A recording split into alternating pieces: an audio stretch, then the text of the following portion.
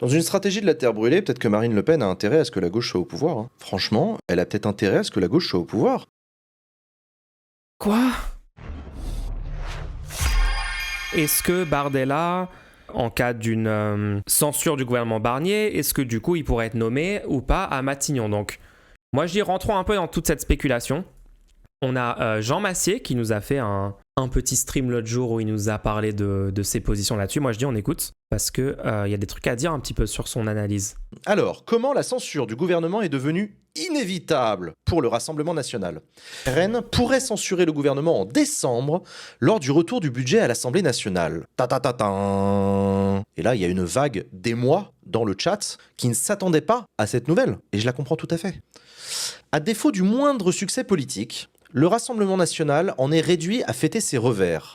Les élus d'extrême droite peuvent bien exagérer leur joie d'enterrer un texte qui fait la poche aux Français après sa transformation par la gauche en asile fiscal. Ce vote, et la remise en main consécutive du budget par le Sénat, a scellé l'échec du RN et de sa stratégie de pression sur le gouvernement de Michel Barnier. Ça c'est vrai, ça c'est vrai.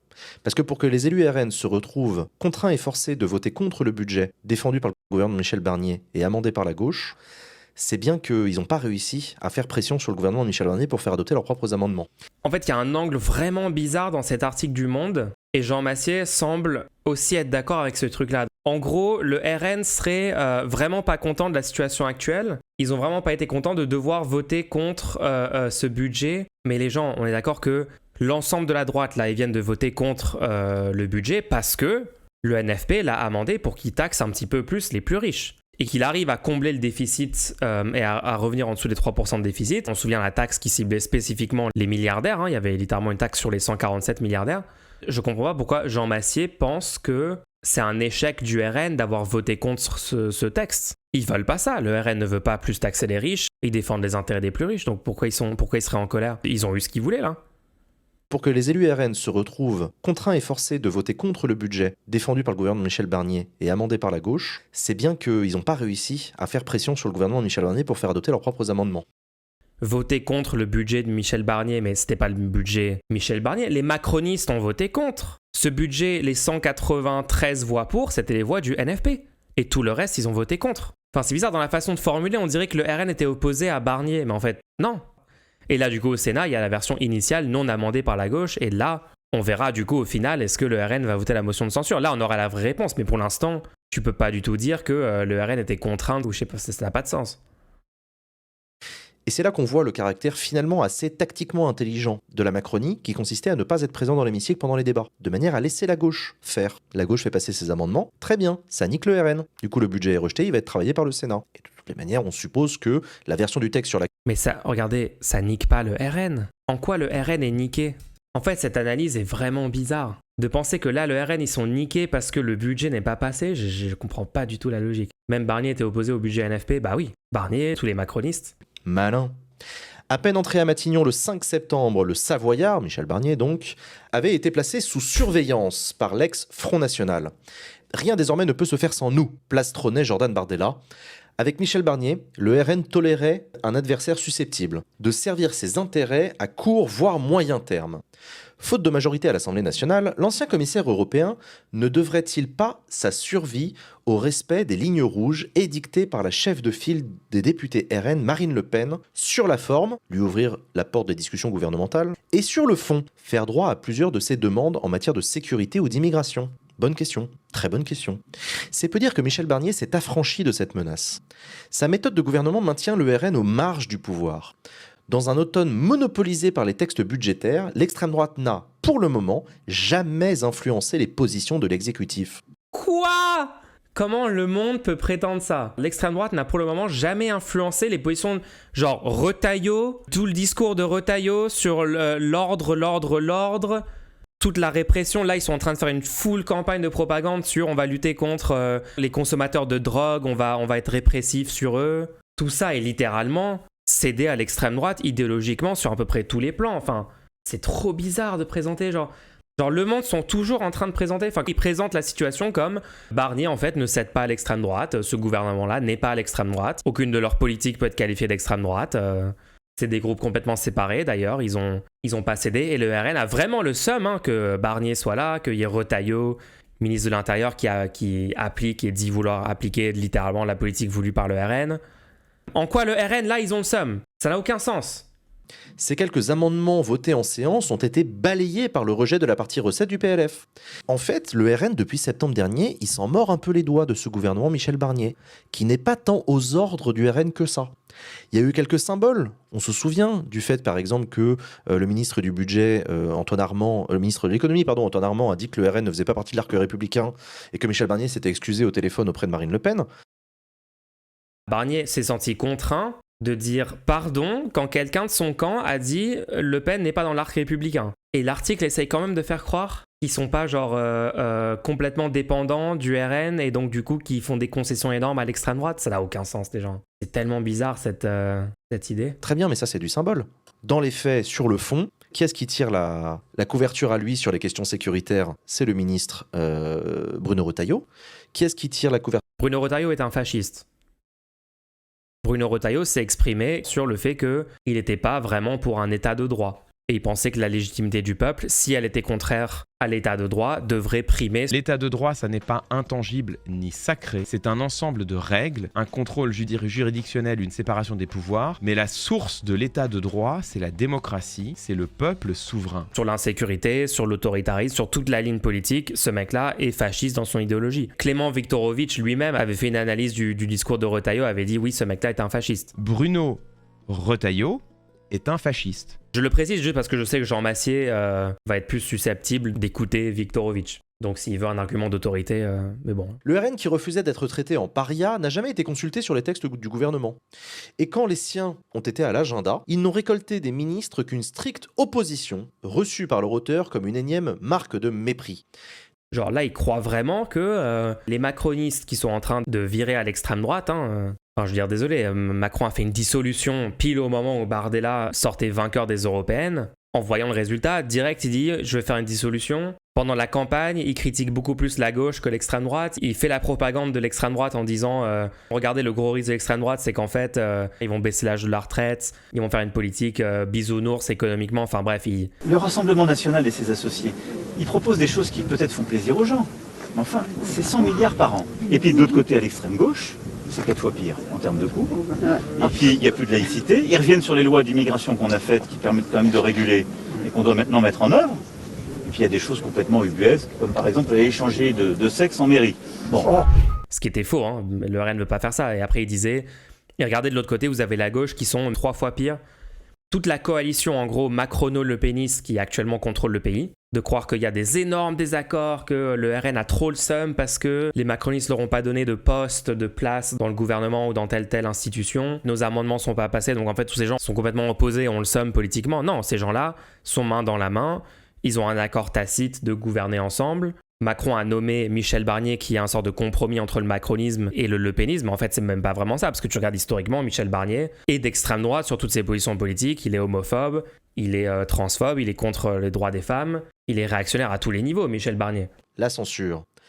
Ça chemine dans mon esprit. Les bonnes intentions sont restées en grande partie des promesses non tenues, a prévenu Marine Le Pen le 12 novembre. Donc déjà le 12 novembre, ça commençait à craqueler. Marine Le Pen commençait à dire aux journalistes « En vrai, le Michel Barnier, il respecte pas le RN, il respecte pas nos majorités, il respecte pas nos propositions de loi, il respecte pas nos amendements, ou alors très peu. Il y a moyen qu'on le censure. » La sentence pourrait advenir au mois de décembre lors du retour du budget à l'Assemblée.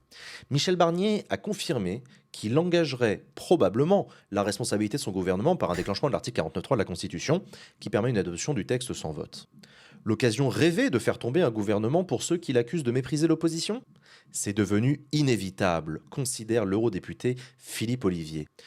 Mais en fait, j'ai juste l'impression qu'il prend premier degré les déclarations du RN. Jean Massier, s'il te plaît, tu es au courant quand même que le RN sont des menteurs et que tout ce qu'ils prétendent, 3 mois après, ils font l'inverse. Genre, ils peuvent dire ouais, on va censurer, puis après, juste, ils votent pas la motion de censure. Le conseiller de Marine Le Pen rappelle qu'elle seule tranchera. Longtemps, le RN a justifié le sursis accordé à Michel Barnier par un souci de la stabilité des institutions. Et la crainte que sa chute ne fasse émerger un Premier ministre plus défavorable encore à l'extrême droite. Ça, c'est le fameux argument qu'on avait déjà analysé, vous et moi, sur le RN qui se dit plutôt Barnier que Castet. Sous-entendu, on sait que le Premier ministre sera pas RN, parce que de toute façon, on n'a pas assez de députés pour avoir un Premier ministre. Mais quitte à choisir, si on n'a que ça comme choix, on préfère un Premier ministre de droite placé sous la coupe du RN, plutôt qu'une Lucie Castet qui, elle, n'hésitera pas à nous rentrer dedans et à balayer absolument tout sans réfléchir. Des arguments chaque jour plus difficiles à défendre auprès des électeurs désireux de faire tomber l'exécutif. Parce que là, pour l'instant, elle est humiliée, Marine Le Pen. C'est un peu compliqué vis-à-vis de ses électeurs, elle. Ok, ouais, bon, elle est humiliée. C'est très disproportionné sur le côté genre, le RN en ce moment a vraiment le seum, ils sont vraiment humiliés, ils sont vraiment mis à l'écart, ils sont tristes. Non, ils sont pas tristes de la situation. Ils sont pas tristes quand Bruno Retailleau fait une campagne ultra pro-répression des consommateurs de drogue, quand il sort les takes les plus extrême droite possibles sur les plateaux, il se prononce contre l'état de droit, enfin... Non, ils n'ont pas le somme en fait que idéologiquement le gouvernement est en train de faire ce qu'eux veulent faire et de bouger la fenêtre d'Overton vers l'extrême droite, genre pas du tout. Retailleau est littéralement le numéro 2 du parti de De Villiers, donc l'extrême droite de l'extrême droite. Ouais, enfin, si une motion de censure passe, le gouvernement saute, mais effectivement... Ouais, donc si une motion de censure passe, Macron doit nommer un nouveau ou une nouvelle première ministre. Sauf que, il pourrait aussi maintenir le gouvernement Barnier en tant que gouvernement démissionnaire, comme ils ont fait avec Attal pendant je sais pas combien de semaines. Enfin, les gens, à ce stade, Macron, est-ce que vous avez une quelconque confiance en Macron ? Macron a complètement pété un câble, il s'en fout complètement, il n'a pas besoin d'être réélu. Quand il a vu que Bardella était en tête, il a dit « Ah tiens, c'est le moment parfait pour faire une dissolution, pour refaire une élection législative ». À ce stade, ils s'en foutent, mais complètement. Ils vont faire tout ce qu'ils peuvent pour empêcher la gauche de rupture d'être au pouvoir. Et donc ça dépendra de leur calcul interne, de qu'est-ce qu'ils estiment eux être la meilleure stratégie long terme pour ça. Mais la Constitution n'empêche pas de renommer le même Premier ministre, je crois, et Macron est bien capable de le faire. Mais oui, il s'en fout complètement. Si Marine Le Pen censure Michel Barnier, à mon avis, Emmanuel Macron va pas pouvoir nommer un autre Premier ministre, parce que rappelez-vous le psychodrame de l'été dernier, on s'en souvient, enfin je veux dire, c'est inextricable, la Psychodrame. situation est inextricable. Donc on se retrouverait sans doute avec un Michel Barnier qui serait maintenu en poste dans un gouvernement démissionnaire d'affaires courantes jusqu'en juin, date de la prochaine dissolution. Macron. Donc Jean Massier pense que l'issue probable d'une motion de censure, c'est genre gouvernement démissionnaire. Donc ouais, gouvernement technique, chargé d'appliquer... Ah oui, mais putain, il n'aura pas de budget. C'est que si le 49.3 est adopté, si le 49.3, c'est une censure qui passe, ça veut dire qu'on n'a pas de budget, ça veut dire que le gouvernement démissionnaire peut prendre le budget par ordonnance et pas de changement de mode de scrutin. Bah probablement pas, non ? Est-ce que vous voyez un monde où Macron nomme Castet en cas de censure ? Je pense que c'est possible, à condition qu'il n'y ait pas de députés insoumis dans le gouvernement, qu'il n'y ait pas de ministres insoumis, d'une part, et d'autre part, le groupe Renaissance à l'Assemblée sera intraitable avec le NFP sur les amendements. Parce que je vous rappelle que le NFP a besoin des macronistes pour gouverner ce pays. Donc Jean Massier pense que c'est pas impossible que Macron nomme Lucie Castet première ministre s'il y a une motion de censure. Après, Mélenchon a dit clairement, LFI, ils ont dit clairement, nous on est prêt à pas avoir de ministre LFI si on a un gouvernement NFP Lucie Castet pour appliquer le programme NFP, quoi. Pas complètement impossible. Après, en tout cas, il faudra mettre pression pour que ça se fasse. Hein. Si jamais il y a une motion de censure et ils doivent choisir un nouveau truc, il faut vraiment repartir en campagne. Il faut que Lucie Castel reparte en campagne.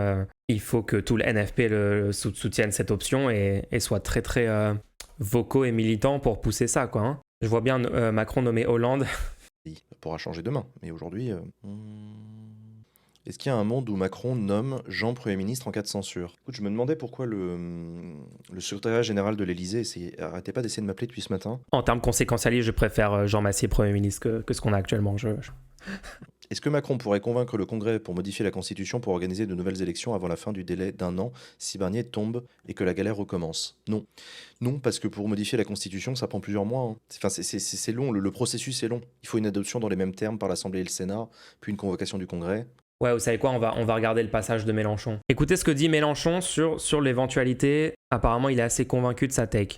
Eh bien, cet équilibre va nécessairement se rompre parce que on ne peut pas, en démocratie, faire vivre longtemps un gouvernement qui n'est pas voulu par le peuple, qui n'est pas adoubé par une assemblée de parlementaires, etc., etc. Eh bien, on sait à peu près à quel moment ce gouvernement va être à la merci d'un effet papillon. Cet effet papillon, ce sera le vote des députés lorsque ce gouvernement va devoir déposer un 49.3 pour faire passer le budget qui sera revenu du Sénat. Tout ça va revenir à l'Assemblée nationale où il n'y a pas de majorité pour le gouvernement et où donc le gouvernement va devoir déposer un 49.3. Et comme il y aura un 49.3, la réplique, c'est la motion de censure. Et cette motion de censure a aujourd'hui de très grandes chances, de très grandes probabilités, une très grande probabilité d'être adoptée. À ce moment-là, le gouvernement tombera. Est-ce que Mélenchon pense vraiment ça? Pourquoi le RN voterait la motion de censure en fait? On est d'accord que le RN s'en fout complètement de maintenir Barnier, genre pourquoi est-ce que le mec de l'article du Monde il pense qu'il y a tant de probabilités que les premiers propos du RN qui commencent à dire ah on va peut-être remettre en cause quand même, ils sont pas... Bardella là qu'on a vu tout à l'heure, il était en train de dire si le nouveau budget il n'est pas suffisamment pro pouvoir d'achat, on fera motion de censure, mais au final il va dire non en fait ils ont répondu à nos demandes de pouvoir d'achat, machin c'est un bon truc, et ils vont pas faire de motion de censure non? Après, ça peut être un truc où Mélenchon dit ça pour que le jour où le RN, justement, le jour de la motion de censure où il le vote pas, là, il dit quoi? Mais comment vous pouvez trahir vos électeurs? C'est un truc comme ça, tu sais. Parce que s'il ne la vote pas, ça veut dire qu'il vote la hausse de l'électricité, toutes les mesures dont ils se sont vantés d'avoir fait sauter. Ouais, mais c'est ce qu'ils font depuis toujours. Combien d'années qu'ils se prétendent pro-intérêt des travailleurs, pro-augmenter les salaires, pour baisser l'âge de départ à la retraite, et à l'Assemblée, ils votent tout le contraire. Ils tentent la prophétie autoréalisatrice. Tombe avec lui son projet de budget. Et donc, à partir du mois de janvier prochain, le pays sera gouverné par un budget qui représentera un 12e, mois par mois, de ce qu'il était dans l'année précédente. Le pays sera gouverné par un budget qui représentera un 12e. Ok, j'ai juste pas compris ce qu'il veut dire là. Genre, il y aura un budget mois par mois. J'ai pas compris. Le président de la République devra trouver un Premier ministre qui trouve lui-même une majorité dans l'Assemblée. Or, cela n'existe pas.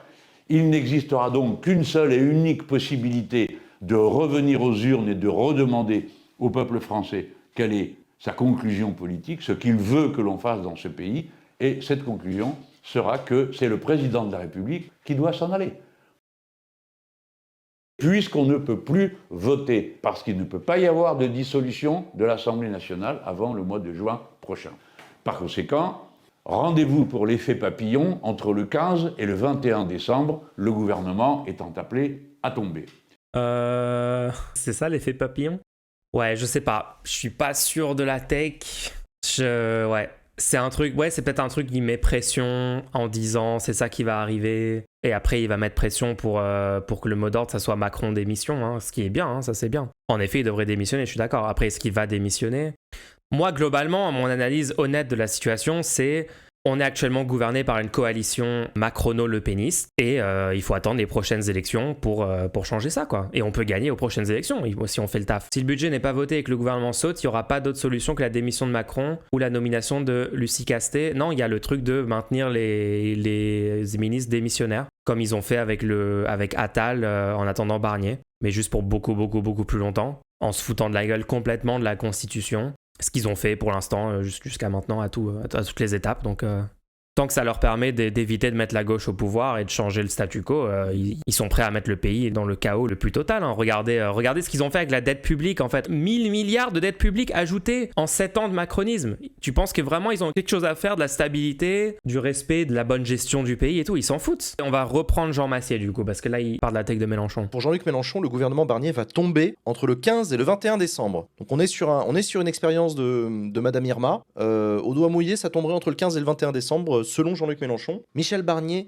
s'attend à une, voire plusieurs motions de censure. La gauche en déposera une. Le parti à la flamme cache davantage son jeu, mais s'il ne montre pas pour l'instant une volonté de renverser l'ancien négociateur en chef du Brexit, l'ancien candidat insoumis à la présidentielle a jugé que l'équipe en place va tomber entre le 15 et le 21 décembre prochain.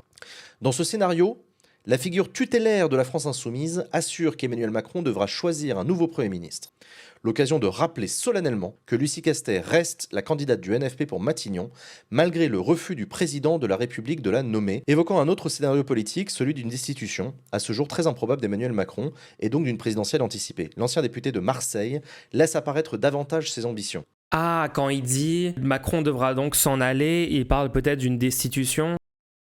De retenter la destitution. Elle était allée plus loin que ce qu'elle était allée de toute l'histoire de la Ve République, hein, quand ils l'ont tenté il y a quelques mois. L'avenir de Jean-Luc Mélenchon, c'est pas le plus intéressant. Le plus intéressant, c'est la question du renversement du gouvernement Michel Barnier. Jean-Luc Mélenchon en a l'air persuadé. Perso, je vois la majorité imploser avant tout ça. J'ai hâte de... J'ai hâte de voir l'ambiance à gauche. quand Lucie Castet sera première ministre. Ça va être sympa. Je sens que ça va être sympa. J'ai hâte de voir l'ambiance à gauche quand Lucie Castet sera première ministre. Quoi? Ça veut dire quoi ça?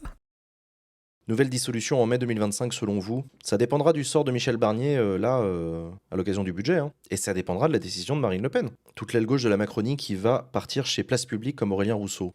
Bah ouais, vous pouvez vous moquer d'eux, mais vous avez besoin d'eux en fait. Genre, vous rigolerez moins quand vous serez au gouvernement et que vous aurez besoin de leur vote. Et les traités de SOSDEM, ça améliorera pas les choses. Hein.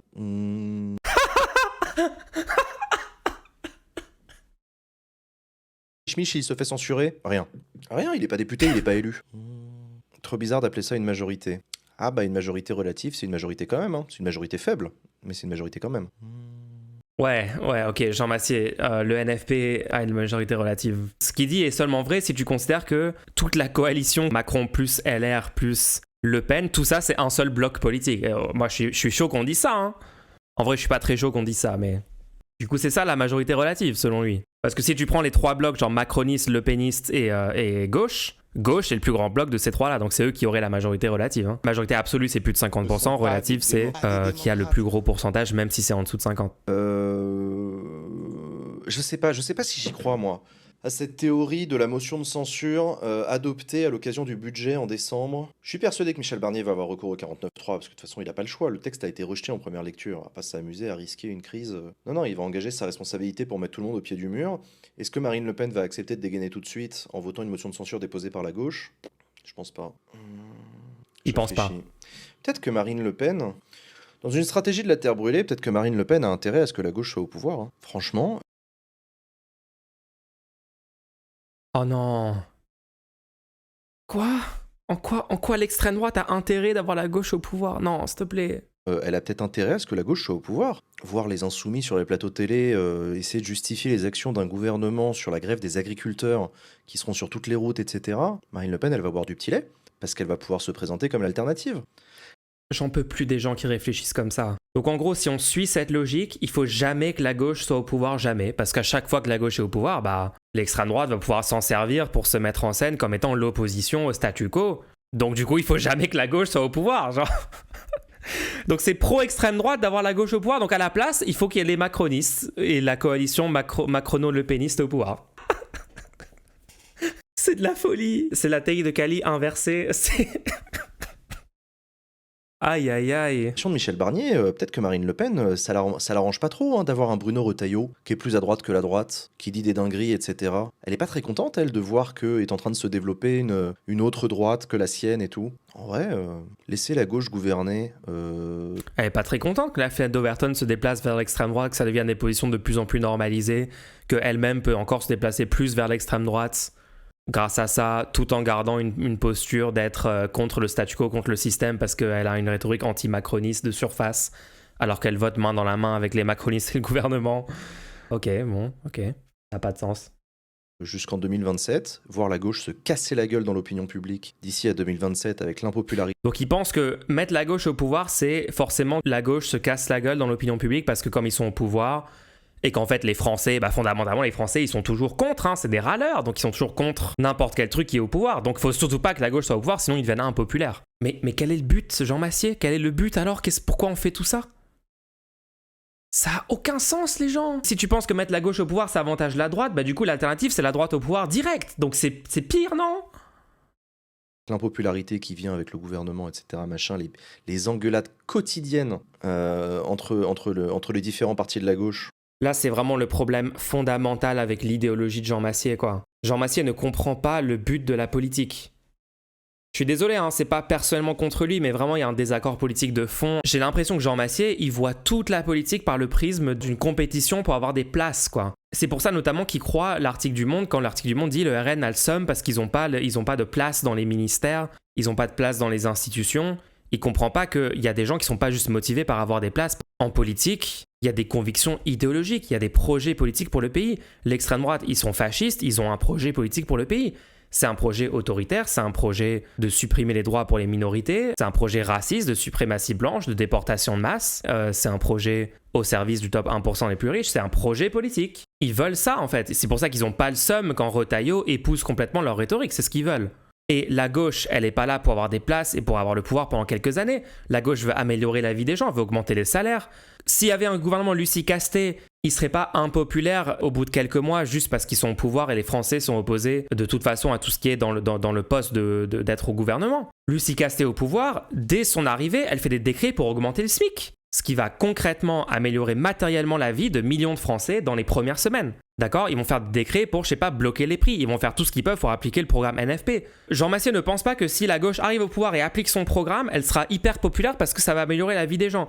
En fait, le mec a abandonné le fait qu'on peut changer le statu quo. En fait, si tu crois que la gauche va matériellement améliorer la situation des gens une fois au pouvoir, c'est impossible que tu t'exprimes comme vient de s'exprimer Jean Massier en disant « de toute façon, ils seront impopulaires au bout de 6 mois ».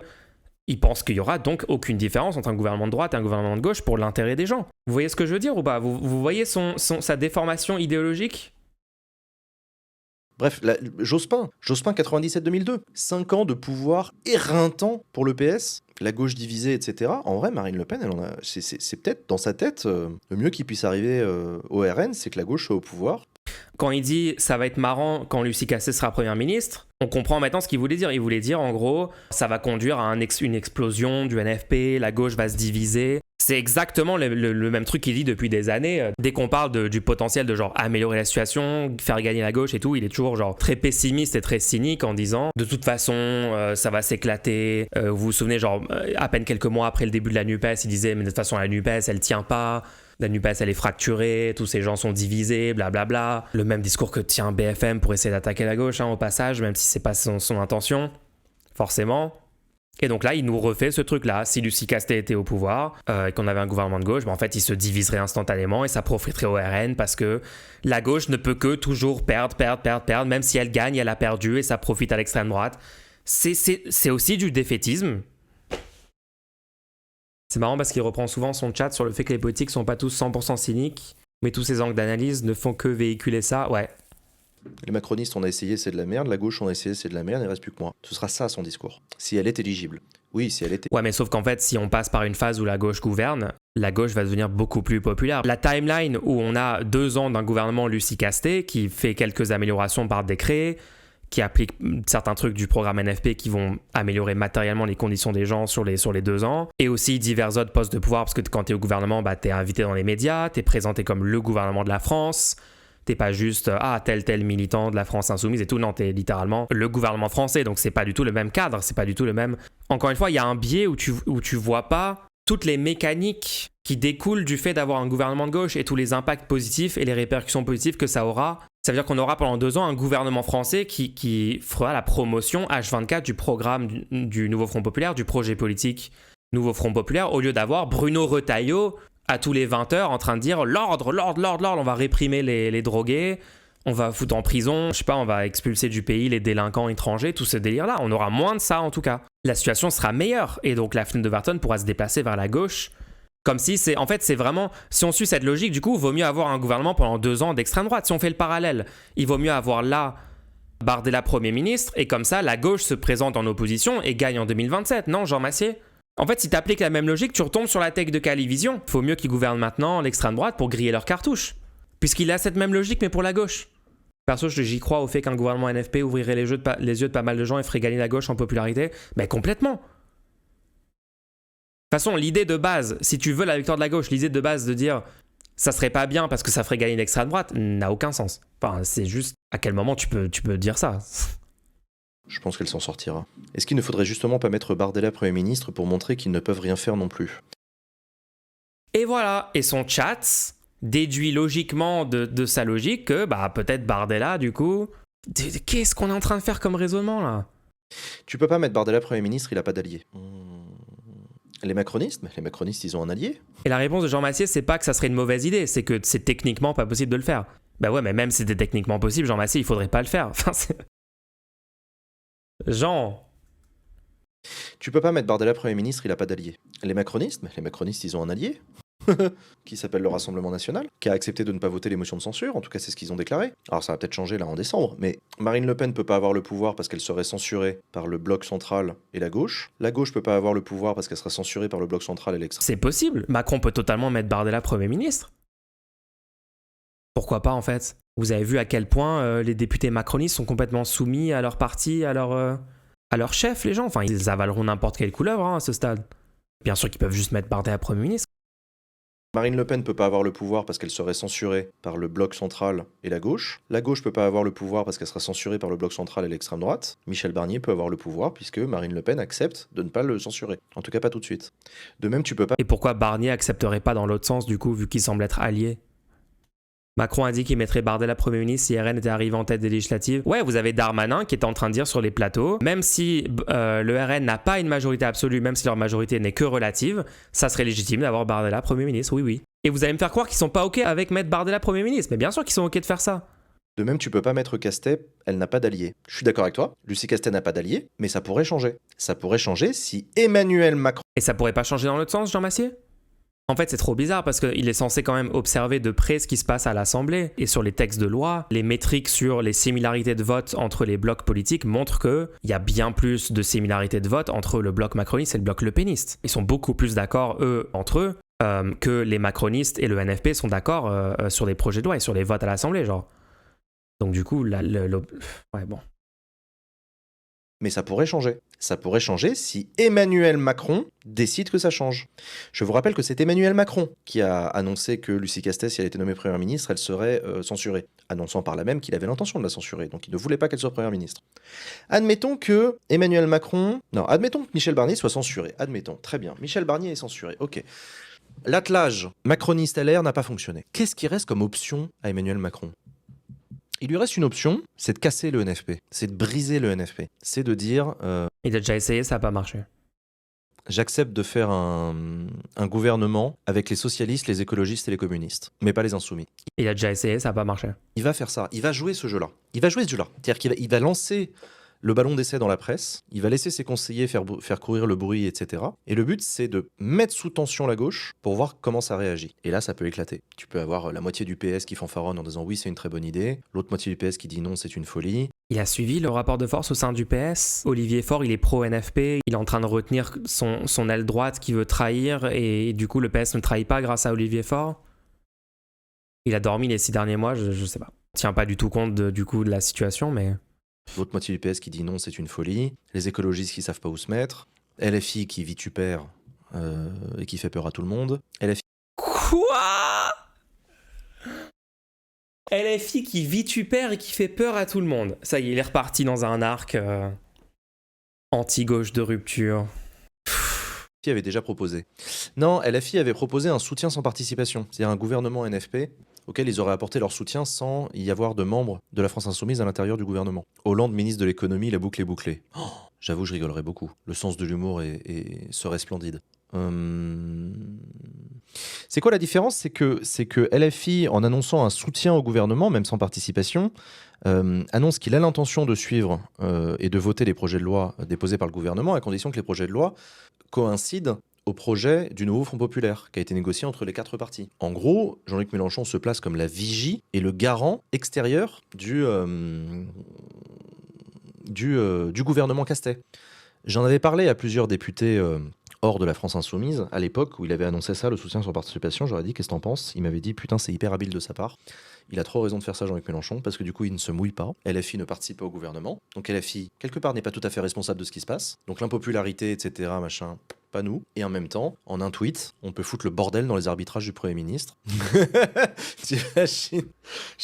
Attends, il pense que la strate de Mélenchon de dire « chiche, mettez le NFP au gouvernement » sans ministre insoumis, on est chaud de le faire, c'est parce que vu que le gouvernement serait instantanément impopulaire, on sait pas du tout pourquoi, Jean Massier ne n'explique pas pourquoi il pense qu'un gouvernement NFP qui applique le programme NFP serait impopulaire. Ok. Il pense que du coup ça va les rendre impopulaires, mais pas les insoumis, parce qu'il n'y a pas de ministre insoumis. Alors que tous les députés insoumis seraient dans la coalition, seraient dans la majorité, et voteraient du coup cette politique. Ou alors ils voteraient pas, mais du coup les projets de loi passeraient pas. De quoi on est en train de parler ? Quelle impopularité, il rend fou, je sais pas de quoi il parle, je comprends pas. Expliquez-moi cette logique massiesque. Le NFP n'ira pas dans un gouvernement pour faire de la politique de Macron, tout le monde l'a dit. En fait, le mec croit que ELV, PS, PCF sont chauds pour faire la politique de Macron. Il n'a pas suivi tout le shift idéologique des 2 dernières années. Parce qu'il part du principe que le NFP fera une politique macroniste. Ouais, donc il est dans le truc, il n'y a pas d'alternative, on peut jamais rien changer. Peu importe qui est au pouvoir, la politique menée sera la même, plus ou moins. Pour éviter ça, le gouvernement peut dire, Emmanuel Macron peut dire à la gauche, séparez-vous de Jean-Luc, formellement, hein. Et à ce moment-là, vous pouvez gouverner, comme Le Pen sous Barnier finalement. Ouais, mais pas tout à fait, parce que Marine Le Pen, la menace de Marine Le Pen sur la censure de Michel Barnier, c'est le fait qu'elle peut voter une motion de censure déposée par la gauche. Ce qu'elle a déjà fait par le passé, sans problème. Le RN vote les textes de gauche, hein. Calmez-vous. Le RN ne vote pas tous les textes de gauche, mais les motions de censure déposées par la gauche par le passé ont été votées par les députés RN. Voilà, c'est ça que je... Attendez, on est d'accord que la gauche a déposé une motion de censure contre le gouvernement Barnier que le RN n'a pas voté, genre dernièrement. Il se trompe pas là-dessus quand même, Jean Massier, attends. Il parle d'avant Barnier, mais pourquoi tu parlerais d'avant Barnier? La motion de censure déposée par les députés du Nouveau Front Populaire a quant à elle été rejetée parce que le RN a voté contre. La motion a obtenu que 197 voix, donc c'était le NFP. Attends, Jean Massier présente les choses genre le RN vote les motions de censure de la gauche, mais c'est juste la désinformation. Les motions de censure déposées par la gauche par le passé ont été votées par les députés RN. Voilà, c'est ça que je voulais dire. Les motions de censure déposées par la gauche par le passé ont été votées par le RN. Je sais pas, tu pourrais mentionner genre la toute dernière par exemple. Ils en ont voté une seule, c'était sur les retraites en début d'année. Oui, c'est celle où ça dépendait du groupe Lyot, et il n'y en a pas eu assez de Lyot qui ont voté, et du coup, c'était pas passé, c'est ça, hein. Et même là, ils avaient bien calculé pour que ça ne suffise pas. Ouais, la façon dont ils présentent mais le RN peut totalement voter les trucs de la gauche. Ouais, je sais pas, Jean, c'est pas exactement ça. Les motions de censure déposées par la gauche par le passé ont été votées par les députés RN. Voilà, c'est ça que je voulais dire. L'inverse n'est pas vrai. Donc Jean-Luc Mélenchon, s'il veut Et l'inverse n'est pas vrai. tomber un gouvernement de gauche associé à la Macronie, devra accepter de voter une motion de censure déposée par le RN. Ou alors d'en déposer une lui-même, hein, remarque. On verra si le RN accepte. Bah oui, quoi? La gauche va déposer une motion de censure et le RN on va voir si le RN va la voter ou pas. C'est ça qui va se passer. Ok, non mais là il... La gauche qui fait ça se tire une balle dans le pied pour les prochaines élections et ils le savent. La gauche qui fait quoi? Qui participe à un gouvernement? Un gouvernement avec Macron? Ouais, effectivement. Mais on en revient à la question d'ailleurs Il se fait gaslight par le discours du RN. Encore une fois, les discours sont supérieurs aux actes. à peu près systématiquement dans ce genre de cas, est-ce que le but du jeu c'est de gagner les prochaines élections ou est-ce que le but du jeu c'est de changer le quotidien des Français le plus vite possible? Ok, bon, j'ai du mal à comprendre. Hein. J'ai du mal à comprendre. Je pense que le point où on est d'accord, Jean Massier et moi, c'est que je pense qu'il y a plus de chances que le FN laisse vivre le gouvernement Barnier, laisse en place en votant pas la motion de censure à la fin de toute cette saga sur le budget. Mais bon, on verra les gens. Hein. Encore une fois, je peux me tromper là-dessus. Pas mal d'erreurs quand même dans l'analyse de Jean Massier sur les autres points. Ils censureront peut-être juste avant mai prochain, avant une dissolution. Enfin, non, mais les gens, moi j'aimerais bien discuter avec Jean Massier de politique parce qu'on a des points de désaccord, mais après c'est intéressant parfois de l'écouter parce qu'il donne des infos sur le fonctionnement institutionnel que moi personnellement j'ai du mal à me concentrer sur d'autres sources, genre à lire des textes obscurs et tout. Je préfère entendre une vidéo de quelqu'un qui en parle quoi, mais bon, le problème c'est que parfois c'est un peu biaisé aussi dans sa présentation parce que là sur le truc de l'extrême droite est prêt à voter des motions de censure que de la gauche alors que la dernière motion de censure c'était pas du tout le cas, c'est assez trompeur je trouve comme information. Bon.